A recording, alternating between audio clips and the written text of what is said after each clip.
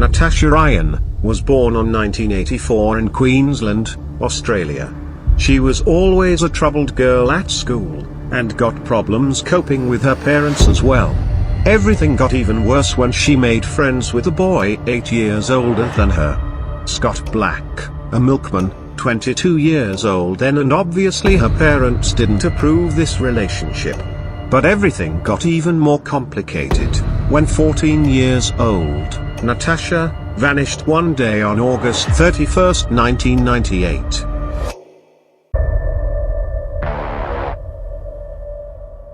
On August 31, 1998, Natasha's mother dropped her daughter off at Rockhampton High School.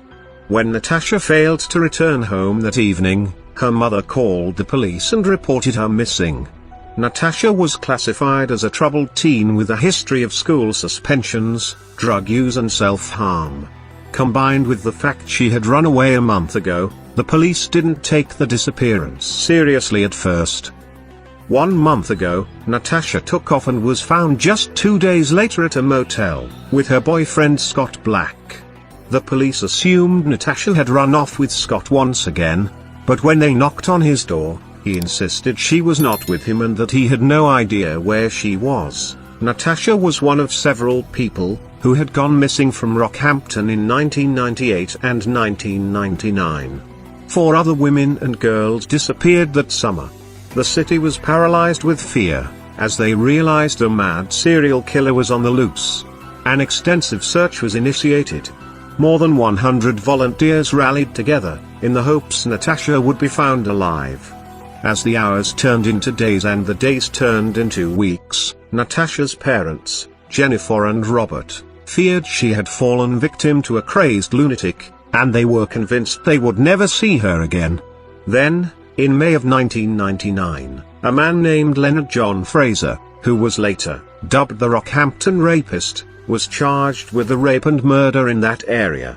While in prison awaiting trial, he confessed to the murders of Natasha and others, and even drew a map to where the authorities could locate Natasha's remains, but they were never recovered. In May of 2001, after nearly 3 long years of mourning for their beloved daughter, Natasha's parents held a memorial service on what would have been her 17th birthday and said their final goodbyes, and they ultimately divorced. Nearly 2 years later, Natasha's parents would receive the biggest shock of their lives when their daughter seemingly came back from the dead.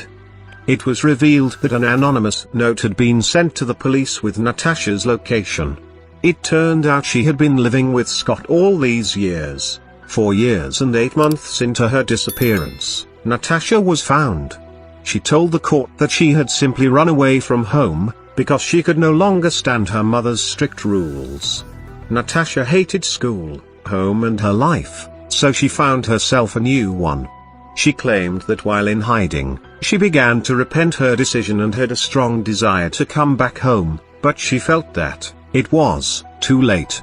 If not for the anonymous note, which had been written by a relative of Scott's, Natasha would have likely remained there for even longer times, while everyone thought she was dead. She had spent nearly half a decade indoors.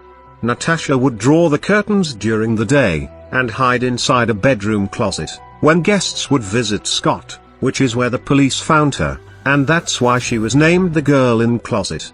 Scott was ordered to repay $16,000 of the $151,000 police investigation, and spent 1 year in prison for perjury. Natasha was ordered to pay $1,000 and never faced any criminal charges. She later signed a contract with Australia's highest-selling magazine, who paid her more than $120,000 for the interviews. Natasha and Scott married in 2008 and sold photos of their wedding to magazines for another $200,000. The couple now has 3 children together, and Natasha works as a licensed nurse. Leonard Fraser died of a heart attack in 2007 at the age of 55, while serving life for the murders he committed. What is your idea about this case? Write down in the comments section and don't forget to subscribe to our channel.